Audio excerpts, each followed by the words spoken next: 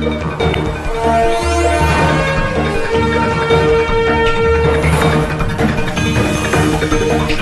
परिसरातील घडामोडी पाहण्यासाठी पाहत रहा आमची मुंबई न्यूज। हे या देशाच्या राजकारणातलं समाजकारणातलं एक महान व्यक्तिमत्व होतं।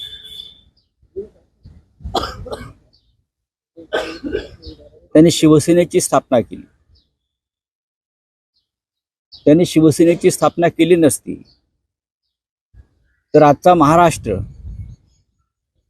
आणि आज स्वाभिमानानं ताठ कणानं उभा राहिलेला मराठी माणूस आपल्याला कधीच दिसला नसता।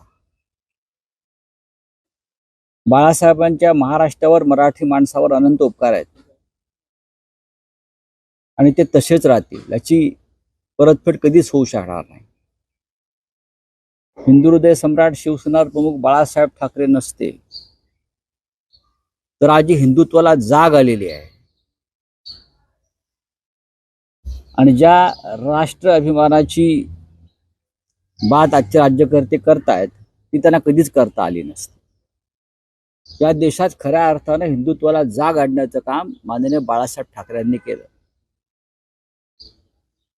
त्यांनी महाराष्ट्र अखंड ठेवला। मुंबईसह महाराष्ट्र हे त्यांचं एक अखंड महाराष्ट्राचे जे स्वप्न होतं त्यासाठी ते आयुष्यभर झुंजले आणि या महाराष्ट्रामध्ये, या मुंबईमध्ये मराठी माणसाचा हक्क पहिला राहील यासाठी त्यांनी प्रचंड कष्ट घेतले आणि मराठी माणसाला उभं केलं। अशा बाळासाहेबांना जाऊन 11 वर्ष होत आली तरी बाळासाहेबांचं अस्तित्व आपल्या अवतीभोवती सातत्यानं आहे। कारण बाळासाहेबांसारख्या व्यक्ती या कधीच आपल्यातून निघून जात नाहीत, त्या आपल्याबरोबर सदैव असतात। मी भाग्यवान आहे की मला त्यांच्याबरोबर 30 वर्षापेक्षा जास्त काळ जवळून काम करण्याची संधी मिळाली। आमच्यासारखे असंख्य लोक आज जे या राजकारणामध्ये, समाजकारणामध्ये काम करतायत ते फक्त त्यांच्यामुळेच। शिवसेना ही 4 अक्षर आमच्या पाठीशी नसती तर आमची ओळख नव्हती। आज आम्ही दिल्लीत गेलो, कोणी मंत्री झाले, कोणी मुख्यमंत्री झाले, ते फक्त बाळासाहेब ठाकरे आणि त्यांनी निर्माण केलेल्या शिवसेनेमुळे। आजचा दिवस हा त्यांचा पुण्यस्मरणाचा दिवस असला तरी बाळासाहेबांचं स्मरण होत नाही असा एकही दिवस या महाराष्ट्राच्या जनतेकडून होत नाही। रोज स्मरण होतं बाळासाहेब। बाळासाहेब आज आहेत, बाळासाहेब राहतील आणि मी तर सदैव बाळासाहेबांचं स्मरण करत असतो किंबहुना ते आमच्यासाठी देव होते, आहेत आणि राहतील। बोला। दिल्लीतील बसलेल्या सुलतानाप्रमाणे ते ट्वीट करण्यात आलेलं आहे। और आगे है ना, कल का क्या बोल रहे थे आप? कल रात को क्या हो गया? काल झालं काय?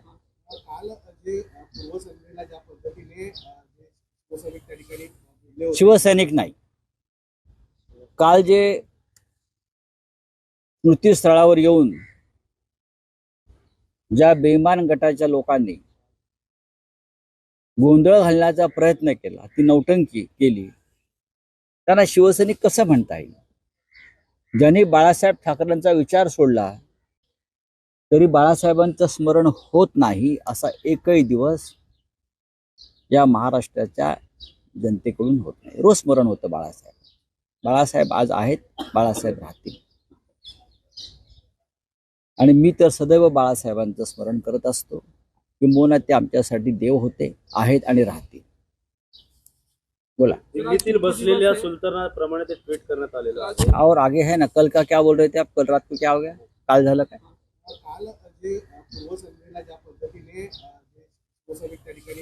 शिवसैनिक नाही, काल जे स्मृतीस्थळावर येऊन ज्या बेईमान गटाच्या लोकांनी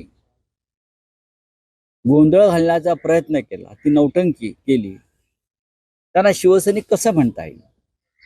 ज्यांनी बाळासाहेब ठाकरेंचा विचार सोडला, ज्यांनी बाळासाहेब ठाकरेंच्या भूमिकेला तिलांजली दिली, ज्यांनी शिवसेनेच्या पाठीत खंजीर खुपसला, ते शिवसैनिक कसे काय? बाळासाहेब ठाकरे सगळ्यांचे आहेत। बाळासाहेब ठाकरेंच्या स्मृतीस्थळावर सगळ्यांनी यायला हवं आणि येत असतात आणि आलेले आहेत गेल्या अनेक वर्षामध्ये. पण काल येऊन ज्यांनी नौटंकी केली त्यांना मी शिवसैनिक आम्ही कधीच मानणार नाही. त्यांच्या मनामध्ये बाळासाहेब ठाकरेंविषयी अजिबात श्रद्धा नाही, भावना नाही. मराठीमध्ये संत तुकडोजी महाराज यांचा एक अभंग आहे, मनी नाही भाव म्हणे देवा मला पाव, देव बाजारचा भाजीपाला नाही रे. बाळासाहेबांचं तसंच, तुमच्या मनात श्रद्धा नाही बाळासाहेबांविषयी, भाव नाही, आणि तुम्ही येऊन नौटंकी करता त्या स्मृतीस्थळावर. त्याच्यामुळे जो खरा शिवसैनिक आहे, निष्ठावंत आहे, जो बाळासाहेबांच्या विचारांशी प्रामाणिक आहे, त्यांनी विरोध केला असेल तर तो महाराष्ट्राला मान्य आहे. कोणी काही बोलू द्या. काल जो प्रकार घडला, आजचा दिवस अत्यंत पवित्र आणि गंभीर आहे, पण कालचा दिवस जो घडला, काल निष्ठावंत शिवसैनिकांनी गद्दारांना जो प्रतिकार केला, ही 2024 हा कालचा ट्रेलर आहे आणि 2024ची तयारी आहे. लक्षात घ्या, काल जे तिथे आले होते त्यातल्या अर्ध्या लोकांनी आधीच 10 वेळा पक्ष सोडलेला आहे. हे बघा तुम्ही, ते आम्हाला काय निष्ठा शिकवतात. कोणी काँग्रेस पक्षात गेले होते, कोणी राष्ट्रवादीतून व्हाया परत शिंदे गटात गेले, तर ह्याने आम्हाला निष्ठा शिकवू नये. निष्ठावंत शिवसैनिक काय आहे पाहायचं असेल तर तुम्ही आत्ता स्मृतीस्थळावर जा, संध्याकाळपर्यंत थांबा. ते खरे निष्ठावंत शिवसैनिक, आणि ते तसेच राहतील. आणि हे शिवसैनिक बाळासाहेब ठाकरे यांची शिवसेना, त्यांनी स्थापन केलेली शिवसेना, की आज आहे त्यापेक्षा अधिक पुढे घेऊन जातील. अभी बोलिए. दो गुट नहीं आपस में लड़े, दो गुट की बात मैं नहीं मानता हूं. कल एक गुट आया था जो बीजेपी के साथ है, वो शिवसेना नहीं है. वो बाला साहेब ठाकरे के विचार वाला लोग नहीं है, जो बीजेपी के गुलाम बन गए हैं. हाँ, शिवसेना जो बाला साहेब ठाकरे जी की है, ये उद्धव ठाकरे जी के नेतृत्व में. वो कल नौटंकी करने आए थे. उनके मन में ना श्रद्धा है ना भाव है बाला साहब के बारे में. अगर श्रद्धा भाव निष्ठा होती तो शिवसेना और बाला साहब ठाकरे जी के विचारों के पीठ में खंजीर खुपसकर कमलाबाई के दरवाजे पर गुलामी नहीं करते. छोड़ दीजिए, कल जो हो गया वो ट्रेलर है. आगे आगे देखो होता है क्या. खरा आर्थिक रमण कोणी केलं? बाला साहब के विचारों के बारे में बात की, क्या कहना है? देखिए, बाला साहब ठाकरे का ऐसी महान शख्सियत थी जिसने देश की अखंडता के लिए, इंटीग्रिटी ऑफ द नेशन, कल जो हो गया वो ट्रेलर है. आगे आगे देखो होता है क्या. खरा आर्थिक रमण कोणी केलं? बाला साहब के विचारों के बारे में बात की, क्या कहना है? देखिए, बाला साहब ठाकरे का ऐसी महान शख्सियत थी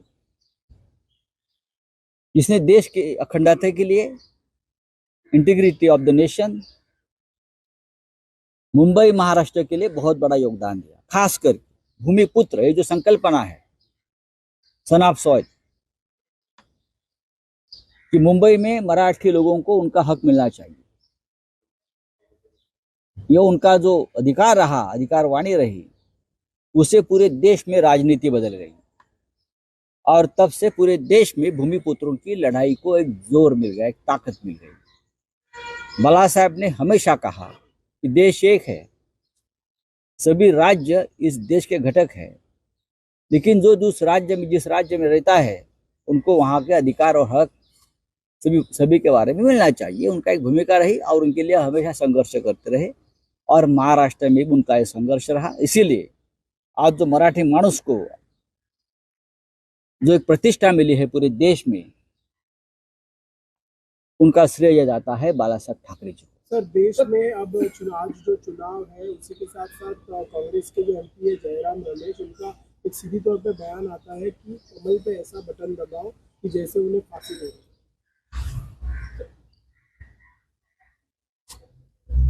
देखिए, ये चुनावी मुद्दा है. कांग्रेस बीजेपी के खिलाफ लड़ रही है, और देश में एक प्रकार से जो लोकतंत्र के खिलाफ माहौल बना है, अगर लोकतंत्र को बचाना है तो जयराम और रमेश जो बोल रहे हैं वो सही है। चलो तो थैंक यू। मुख्यमंत्री म्हणतात की रावण को सपोर्ट करते हैं, उनको राम के बारे में बात नहीं करना चाहिए। और ऐसा कौन बोलता है? मुख्यमंत्री का बयान आया एकनाथ शिंदे ये कब राम बन गए? ये तो विभीषण है, ये तो विभीषण है। विभीषण अपने स्वार्थ के लिए जब आया था तो प्रभु राम जी ने उनका इस्तेमाल किया और बाद में इस्तेमाल करके जो करना हो ठीक छोड़ दीजिए। रावण के बाद राम के बाद ये लोग जो करते हैं उन्हें क्या मालूम राम क्या है। ये लोगों ने तो अयोध्या हमने दिखाई पहली बार, उससे पहले कब अयोध्या गए थे ये लोग? उद्धव जी के नेतृत्व में चले गए थे ना अयोध्या में। अब मुख्यमंत्री पद पर जब तक बैठे हैं तब तक ये बीजेपी के तोते इस प्रकार के बात करते रहेंगे। आमची मुंबई आवाज महाराष्ट्राचा आमची मुंबई न्यूजला लाईक करा, शेअर करा, कमेंट करा आणि सबस्क्राईब करा।